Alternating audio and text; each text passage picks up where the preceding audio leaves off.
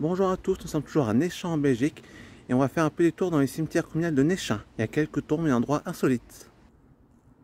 Ici, J. Messire, en son vivant chevalier, seigneur de Hautepont, de Maillard, de Sarre, conseiller du roi de France, directeur de la chambre des comptes de l'île, baptisé en l'église Saint-Étienne et décédé à Lille le 14 mai 1819, âgé de 78 ans.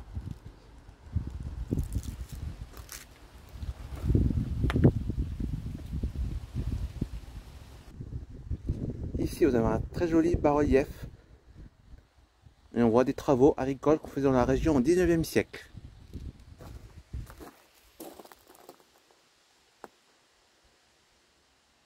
C'est le chevaux qui est avancé par un homme pour retourner la terre et pouvoir planter les fruits et légumes.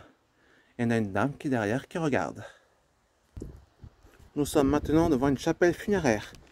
C'est un monument funéraire très ancien. Autrefois, elles étaient construites pour les défunts fortunés, comme son nom l'indique. Elle revêtait la forme d'une chapelle religieuse, mais de petite taille. Le cercueil est donc placé dans une fosse réalisée à l'intérieur du monument, tel un caveau funéraire. Cette famille de monuments peut recevoir plusieurs cercueils de membres décédés d'une même famille. D'ordinaire, la chapelle funéraire est dotée d'un autel permettant de commémorer la vécu du défunt. Elle est aussi équipée d'une porte très souvent en métal, de 3 murs et d'un toit. La plupart du temps, la chapelle est construite en pierre ou en briques. Ce qui concerne le sol, il est souvent en béton. D'ordinaire, une chapelle funéraire est plus coûteuse qu'un caveau funéraire, qu'une tombe pleine de terreau, qu'un cavotin. En effet, sa conception requiert beaucoup plus de travaux et de matériaux.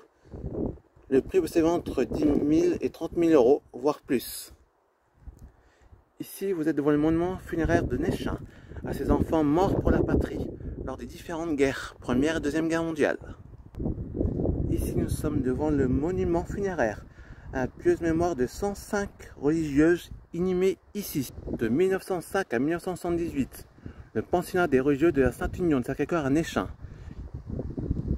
C'est un pensionnat qui accueillait des enfants pour leur apprendre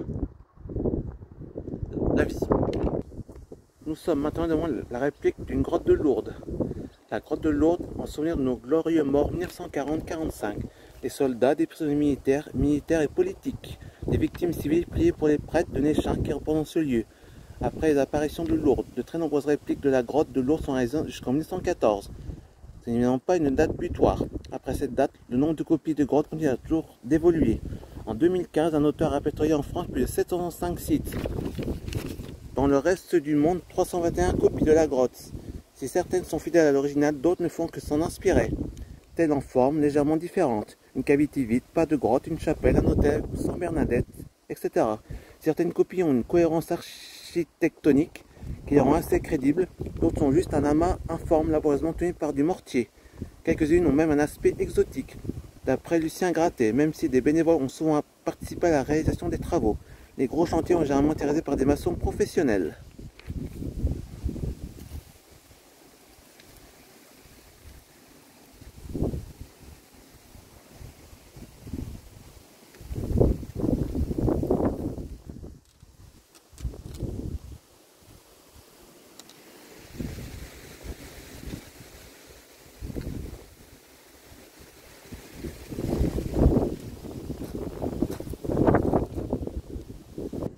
Et pour terminer, quelques tombes de Commonwealth, des Belges morts pendant la Première Guerre mondiale qui ont eu défendre leur pays.